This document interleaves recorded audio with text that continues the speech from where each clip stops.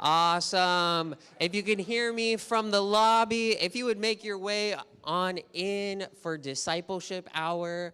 We're going to be beginning shortly.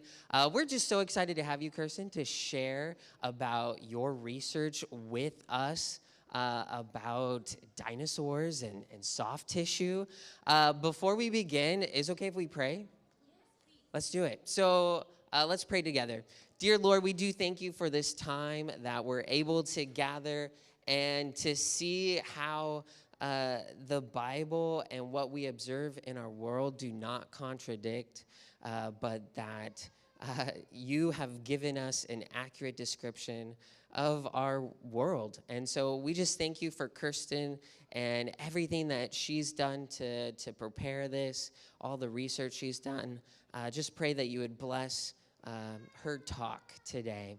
And so help us to receive it and to learn something new. We thank you. In Jesus' name we pray. Amen. Amen. Here you go. 11:15? I believe 11:15? Okay. Hello.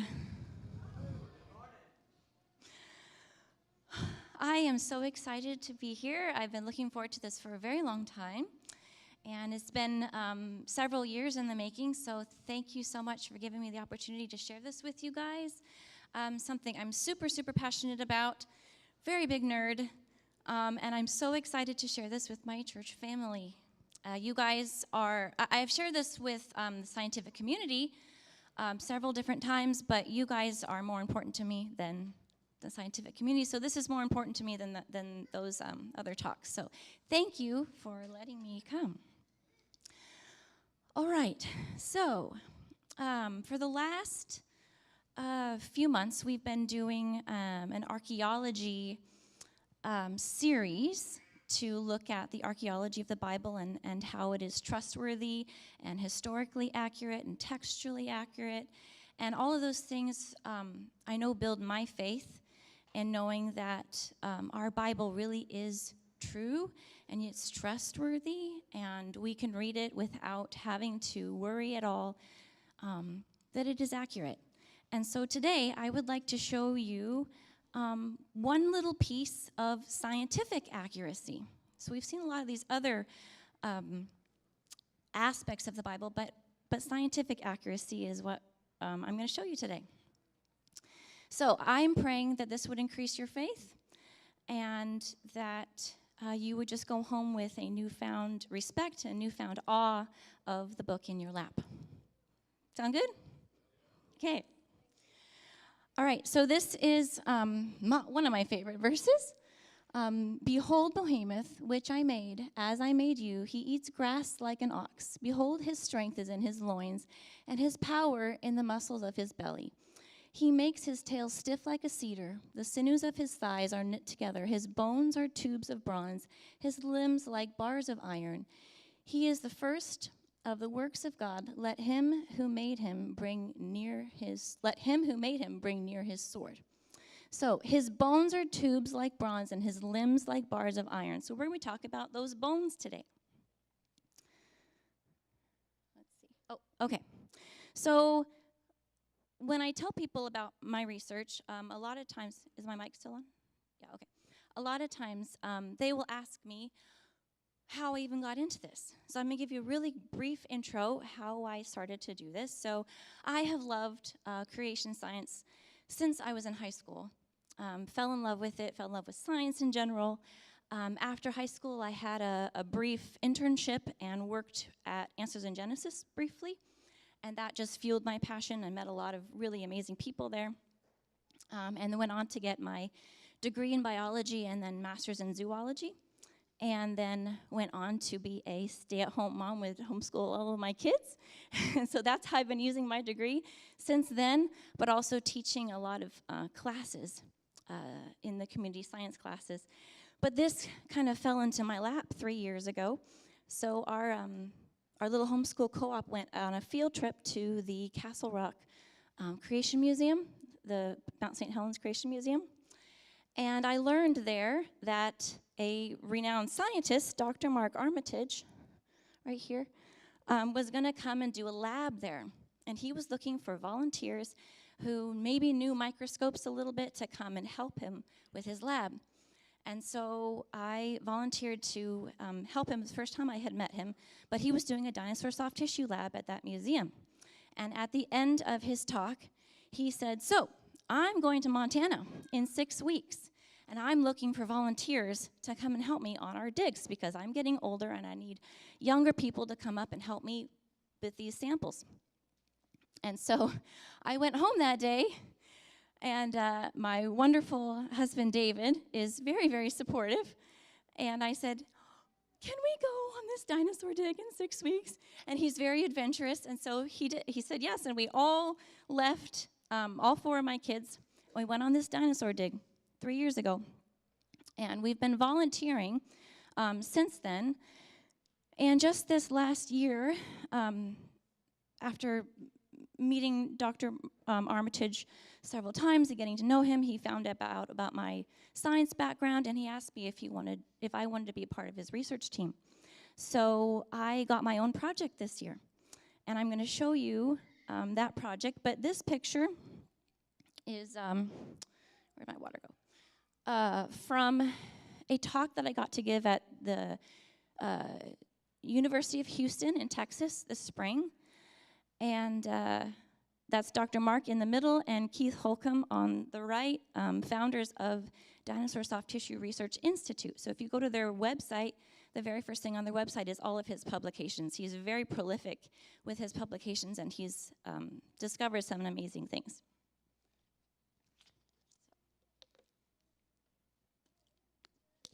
Okay.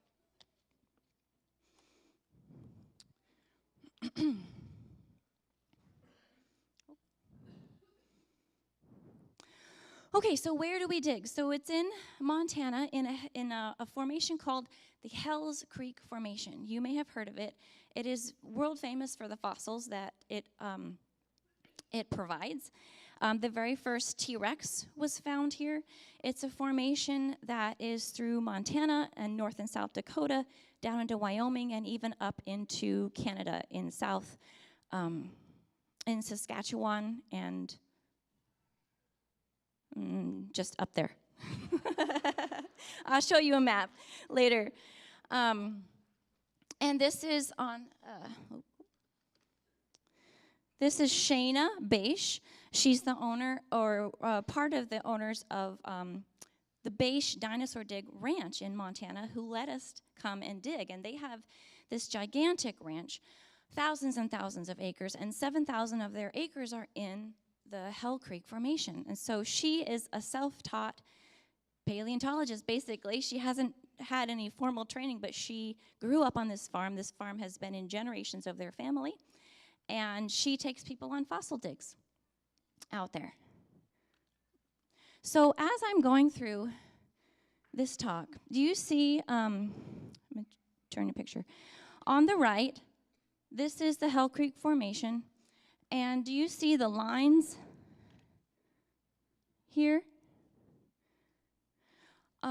So there's a controversy, right? Are these lines laid down over millions of years slowly over time, and the fossils in them, also millions of years old, laid down slowly over time? Or were they all laid down relatively at once over days or months or even a year from a cataclysmic flood, mudslides, volcanic activity, laid down quickly or laid down slowly? That's the question I want you to ask yourselves today as you're listening. This picture on the left is, you see the lines in this picture? That is from a canyon in Mount St. Helens. These lines were laid down over a few hours. So it's cataclysmic events can lay down lines that look just like what we see in the Hell Creek Formation. So as I'm presenting all this evidence to you, I want you to be thinking about these two. Is it this or is it that? Okay, so to give an intro, I'm going to tell you a couple of my fun dig stories. So this first one is from my first day. So we've been doing these digs for 3 years now, our whole family has. And this is from my first day ever digging. And I was with Shayna, and she has an amazing eye, and we were hiking up on the hill. And it was just me and her. The other group that was on the other side of the hill. And she looked down and she said, "Oh, that looks super, super interesting. Why don't you stay here, dig on this a little bit. I'm going to go check on the other group." And she left me. On my very first day ever fossil hunting. She gave me a little bit of direction, but not a whole lot. Do you see anything in this picture? You do? I didn't.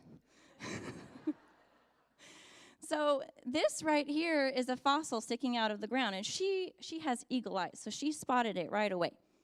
So she left me there for about an hour, and I started to dig on this, and here's a few more pictures. There was also another part sticking out beside it. So this is just for scale.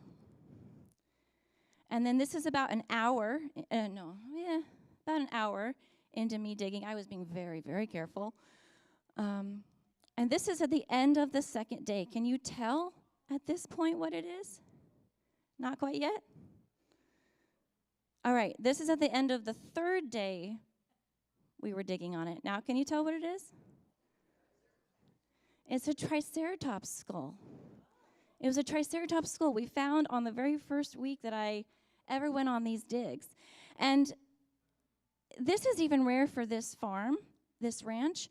They find triceratops skulls maybe every 3 or 4 years. So this was even rare for Shayna. So this was really, really cool, really amazing. And just to give you a idea of what you're looking at, this is not the same one, but this is a triceratops skull in a museum. So see how long it is from the tip to the tail? And now look back at the two horns, which are covered in foil, and then the nose cone in the front. You see that? So there's a few things interesting about this. Shayna herself, owner of the ranch, is a creationist. And part of the reason that she is because of what she sees on her ranch. One story she told me, so these skulls can be 10 feet long, like really, really long. And she said that she found one time that was perpendicular and sitting on its nose, like straight up and down in these layers of rocks. And this is a 10-foot long fossil, and it was traversing the layers in the rock. It was going through 2 or 3 layers in the rock. So, what was your question that you're supposed to be thinking about? Was this buried quickly? Or was this buried really, really slowly and exposed to scavengers for millions of years before it was covered all of the way? Another thing that's interesting is that they most often find these triceratops skulls separate from the body. They usually find the skull separate and without the body, or the body without the skull. And it's because, see how big and bulky and heavy the skull is? And the connection of the neck is very weak and loose. And so if you can imagine in a catastrophic burial where things are being blended together in this huge, all these animals in a big blender with rocks and mudslides and things going on, it's very reasonable that the head would be separated from the body really easily with this particular species. So, another thing to think about. Okay. And then I had to put this picture in. So this is Jericho at the dig. He's 7 at this age and at this time, and he is riding a triceratops. He's not sitting on the actual fossil. The dirt is covering the fossil, but he's probably the only 7-year-old in the world who can say he rode a triceratops. Very, very, very fun. Okay. Next story. So this story began on that very first dig as well. So Shayna was taking us along a sandy riverbank, and she saw these 2 little things sticking out of the riverbank. Again, I didn't see it. I walked right past it. But Shayna knows what to look for. And at the time, it was just a few little pieces sticking out of the riverbank. We didn't really think it was that much. In fact, we took some of the pieces home to do experiments on. We came back the next year, and she had excavated it with her teams, and it was an articulated Edmontosaurus fossil. So articulated means that the bones are still sitting in the positions that they were when the animal died. And this is really rare. It's really rare, actually. You know, in the movies when you see a dinosaur dig, it's all like perfectly laid out. That's not how it usually is. Usually the bones are all mixed together, multiple species mixed together, multiple animals mixed together. But this one was a single animal, and it was an Edmontosaurus. So if you've ever seen Land Before Time, it's ducky. The duck-billed dinosaur, that's an Edmontosaurus. I'll show you a picture a little bit later. So we actually, some of the research that I'm going to show you today, the soft tissue research, comes from this fossil, this Edmontosaurus. This is nicknamed Ruthie because one of the people on our dig that day was named Ruth.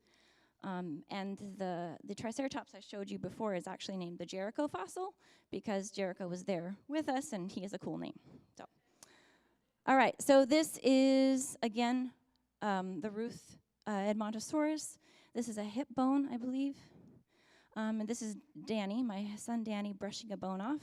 And the next year, we came back, and it had been bought by a local museum.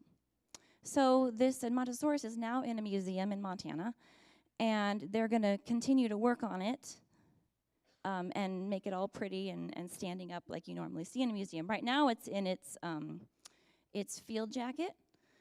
But maybe when we go back in a few years, it'll be up. So that'll be really cool. Okay, so that's just a background of where these fossils come from, what species they come from: Triceratops, Edmontosaurus, and T-Rex and Nanotyrannus are the species that we work with. So now what you all came for is dinosaur soft tissue. So when I say the word fossil, a lot of times people will think of a permineralized fossil. So a permineralized fossil is a fossil where the original tissue has been displaced by minerals, right? The original tissue is no longer there.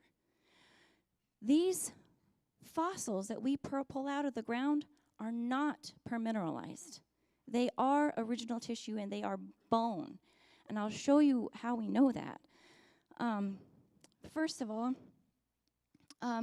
how we get these samples is we take a piece of bone, and I have one up front here that shows a non-permineralized bone that you can come see later. It's very light, extremely delicate, very crumbly. And we put it in an acid called EDTA. And EDTA is very commonly used in the medical field for bone biopsies. So they take a bone biopsy and they put it in this mild acid, EDTA, and they are able to then dissolve the calcium and look at the tissue that remains. And they're able to diagnose things. We use that same acid on our bones. And it dissolves the calcium and it leaves the tissue afterwards. So what does that tell you? These are bones, bones. You couldn't dissolve crystals and minerals with this weak acid. It only dissolves soft bone tissue. So when we dissolve these bones, we get what Dr. Armitage likes to call bone juice. And it's just a liquid with all of this soft tissue floating around in it, and we can see all kinds of really cool things in it. So this right here is an osteocyte, which is a bone cell, and you can see it's they're called canaliculi. They're these little fingers growing up here. That's a really nice one, and you can see by this diagram where they are in your bone. So in the middle of your bone, you have a group of veins and nerves, but then around the outside, you have these bone cells. And they attach to each other, they build bone around them, and then they maintain that bone, but they stay locked inside in that bone. So you have to dissolve the bone to get them out.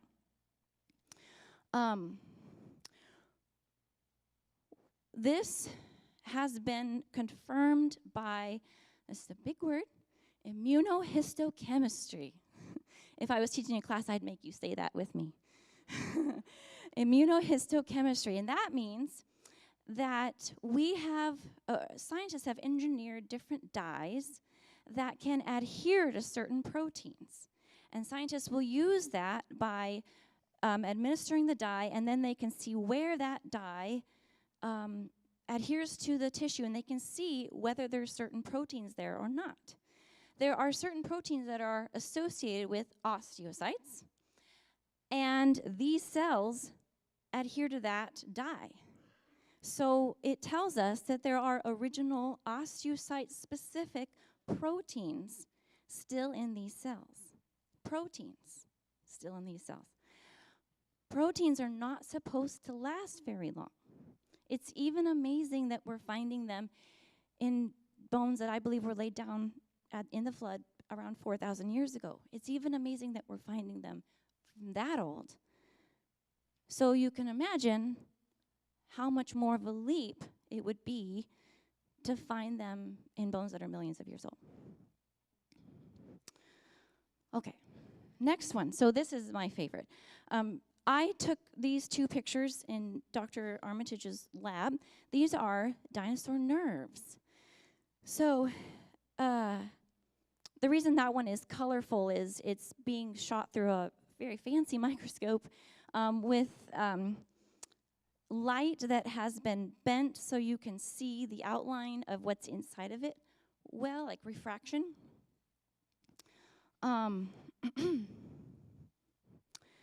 So as I was making, this one right here, I made the slide for, and I was looking under a dissecting microscope with these tiny, tiny little tweezers under a microscope, and I picked it out of the bone juice, because we were looking for these things, and I put it on the slide. And as I was putting it on the slide, this is flexible. It bends. It's still soft.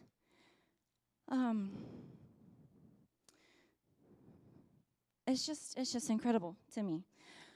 This, what I'm going to point out to you right now, we have not confirmed this, so maybe don't go around saying it for sure yet. But do you see these line of bubbles right here? Those are not confirmed, lipid bubbles. So if you know anything about the anatomy of a nerve, you know that it is covered in a layer of fat. So those are fat and lipid bubbles, globules, that came off the nerve as I was putting it down and moving it around to get it on the slide. Again, that's something we need to look at for sure, but we see this a lot of times when we put the nerves on the slide, we see what could be fat. So far we have proteins that are still there and potentially fat. That's something we're still researching, actually. Okay, and then a couple more things.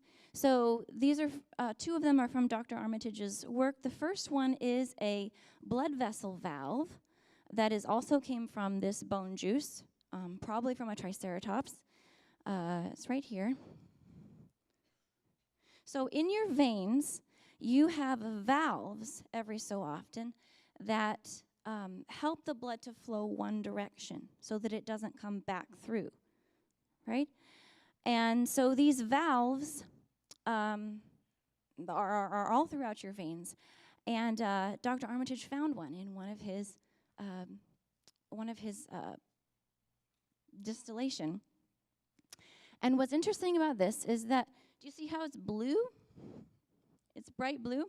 It has been stained with a stain called toluidine blue.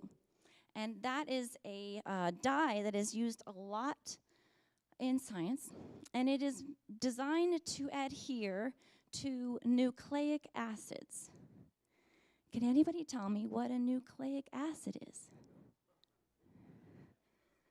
Somebody should know. Who said it? DNA. DNA, nucleic acid is DNA. So the fact that this is blue, it means it's adhering to nucleic acids, adhering to DNA. Jurassic Park, here we come, right? I'm kidding, I don't want that. But it is interesting. It is, so far we have proteins and fat and DNA still here. None of these things are supposed to last.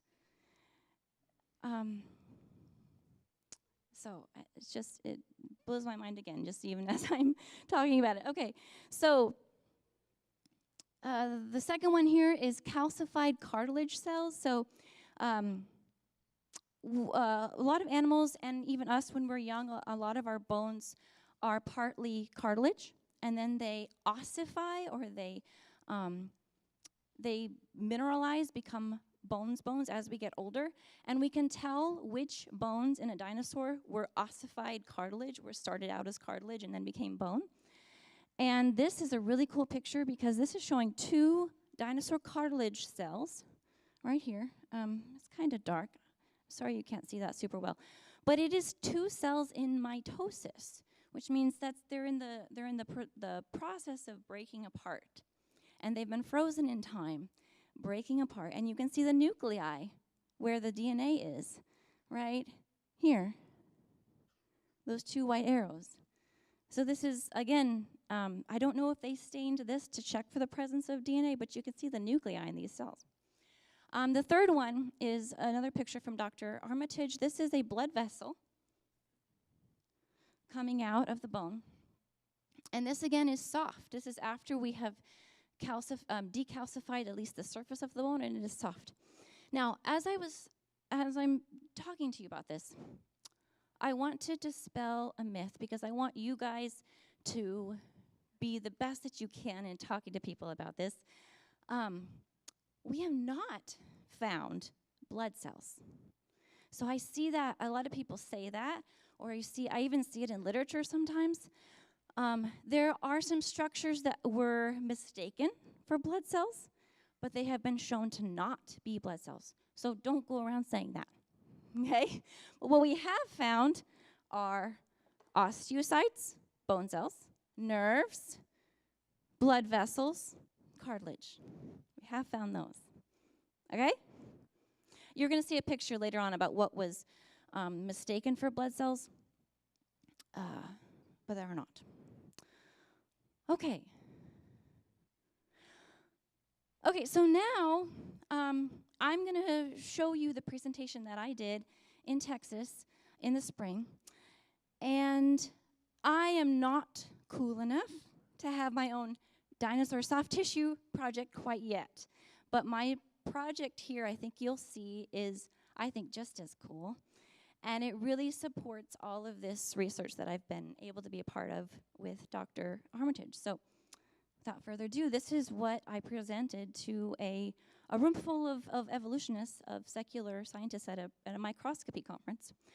And I won an award for this presentation, and I don't say that to toot my own horn, but to say that the fact that we were invited to present here, and the fact that they saw fit to give me an award for this presentation, I think speaks volumes. And God is doing something in the scientific community, and this research is being less and less controversial because it's been shown to be true over and over and over again.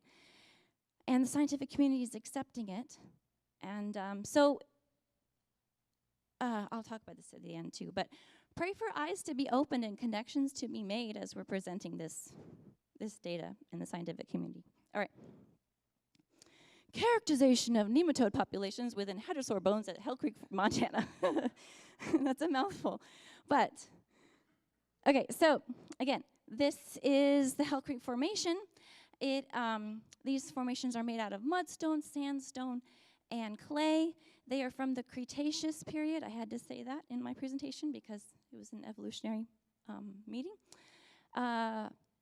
Cretaceous, by the way, is 144 to 65 millions of years ago. This is a map here of our digs, of where we go to dig. So we primarily dig in Glendive. And this whole formation here, the purple is the Hell Creek Formation. And so here it is in Wyoming, North and South Dakota, and then up into Canada. Again, renowned for its fossils.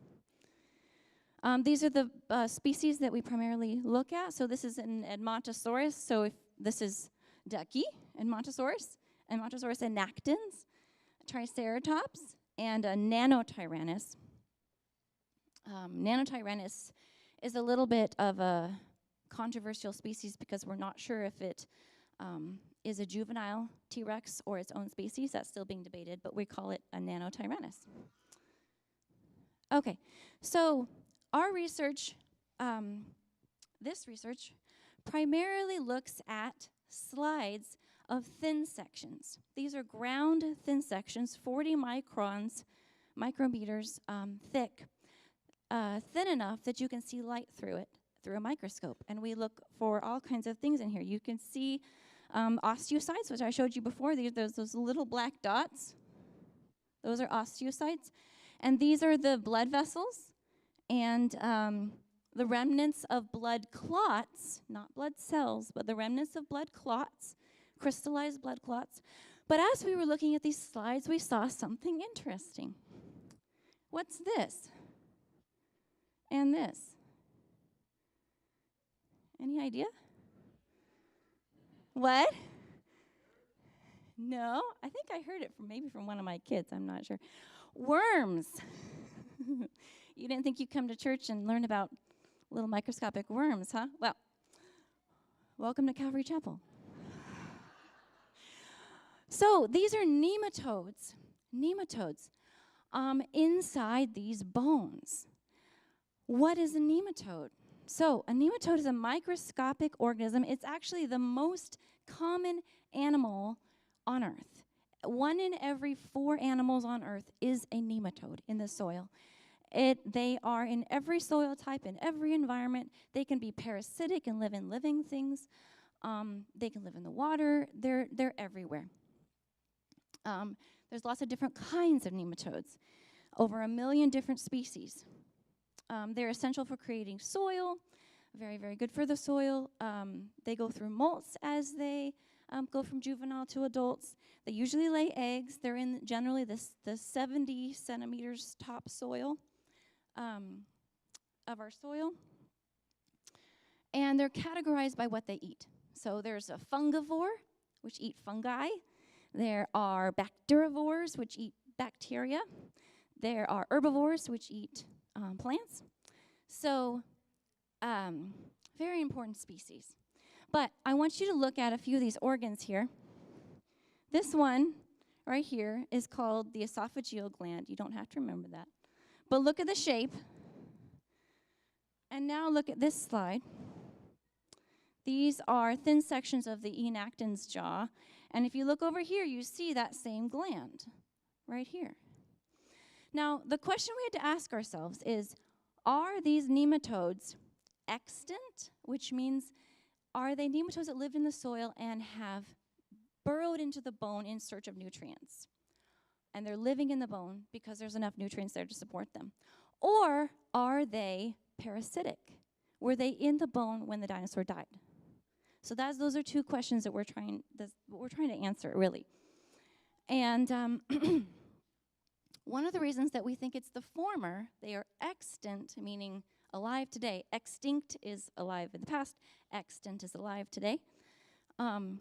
Organisms burrowed into the bone is that you see differences in their preservation.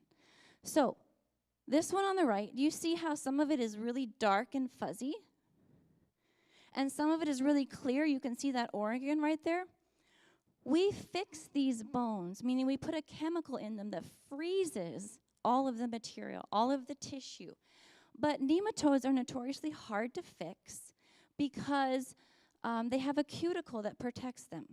So what we're seeing here is the fuzzy is degraded and rotting, whereas the clear, the fix got through the cuticle and it fixed that material. So we're seeing portions of the worm that are really, really beautifully preserved and portions of the worm that are rotting. You would not see that if these nematodes were the same age as the dinosaur bones, if they were parasitic and they went through the same preservation process of the dinosaurs. Do you understand that? It's a little complicated, but very cool. So this is a really beautiful picture. This is showing another thin cross-section. The reason you see those colors is because of the refracted light of the microscope. But you can see adults here, and you can see juveniles, which means that this is a thriving population inside the bone. They're reproducing. This is an SEM image, again, of another nematode. So one part of my job was to count these. We have many, many slides, and I had the honor, it was very fun actually, to count these worms in these slides. And you can see the bar of red is the number of adults per square centimeter of sample, and the yellow is juveniles. So a thriving population, lots and lots of juveniles. You see a lot of differences in population. This bar on the right is Triceratops horn. This is Nanotyrannus rib. This is Edmontosaurus jaw and Edmontosaurus scapula. And we're not sure why we're seeing different populations. That's something that's my job to research and look at. It could be the depth of soil that they were buried in. It could be the different body parts. It could be the different species. We're not sure yet. So one of my projects was to collect live nematodes from the soil in Montana to see if they, and we're still in the process of this, see if they match the species found in the bone. So my husband David 3D printed bases for me for this little contraption. It captures nematodes out of the soil. And these were really hard to find, the number of nematodes in the soil. So if I take a tablespoon of my own garden soil, I find like 200 to 300 nematodes in a tablespoon of garden soil. Yeah, they're all over, all over. In this soil in Montana, I find 1 to 3 nematodes in a tablespoon, about 15 grams. So they're really hard to find. We're still trying to figure out how to find them better. But this is one that we pulled out of a Triceratops fragment. So this is also part of the data that shows that they are probably living in the dinosaur bone. When we pull the bone out of the soil, they're living in there, and we fix them, and they then they're frozen inside this. Inside, we can see them later on in the microscope. And this is a fungivore. It eats fungi.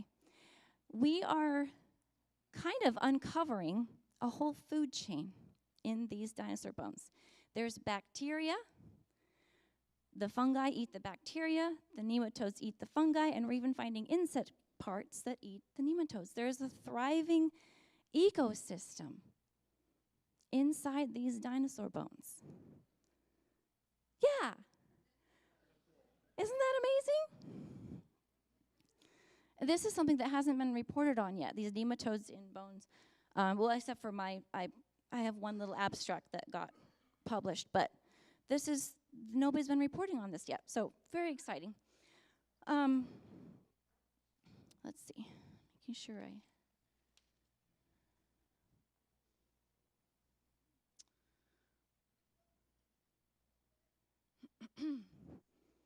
okay, I think, so the fact that these bones, so they probably, these bones are in, because if we see all these things, they are in an active state of decay. Active state of decay. And in fact, when we go on these digs, it's kind of a race against time, because any bones that are exposed to the elements, they dissolve, they disintegrate, they break down very, very quickly. And as these bones, as the sides of the hills are being eroded away, these bones come closer to the edges of the soil, and they are found by these scavengers that I just showed you. But these scavengers wouldn't be there if there weren't nutrients, weren't proteins, nucleic acids, and other nutrients there. They don't form ecosystems like this in a rock that is holy. You know, this is unique. So, okay. Enough about that. Okay, so this is the point of, if I were teaching a science class, I would say, how are your brains? Are your brains fried? I do want to leave plenty of time at the end for you guys to see what I brought to show you today. So I'm thinking I might skip this slide. This is my last slide.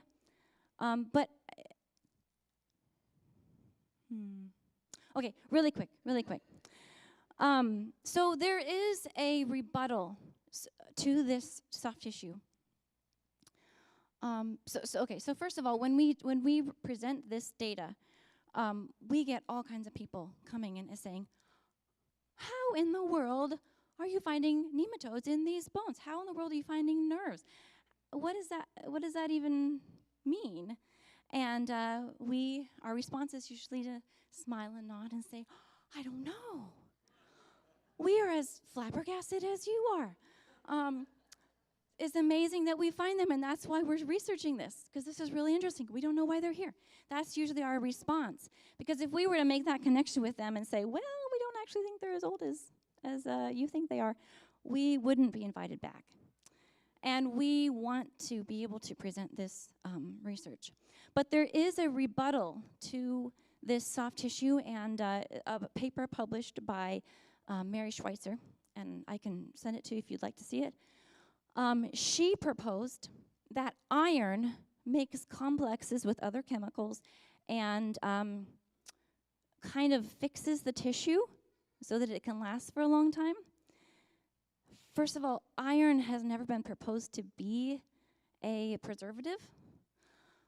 So this is kind of reaching, but do you see up on this slide? This is a slide from Dr. Armitage's work. These are vessels right here. And this is hit by UV light that shows where the iron is. The UV light brings out the iron. It reflects. It's bright, bright blue. This is where the blood vessels are, and this is the bone tissue around it in which we find the osteocytes and the nerves. So without me making the connection for you, what do you see up here? Where's the iron? It's in the vessel. It's the bright blue right here. There's no iron in the bone.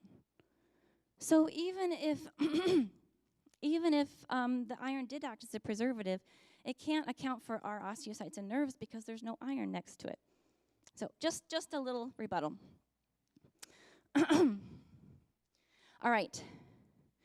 So I'm going to wrap up because I'd like to give you lots of time to look at what I have for you. But if you could pray for me, I'm doing another talk in Salt Lake City, Utah in July. And this time I'm going to focus on the fungi part of the food chain. And I'm very excited about it, but it's a bigger conference than what I did before, so I'm also a little nervous. But it'll be really fun. And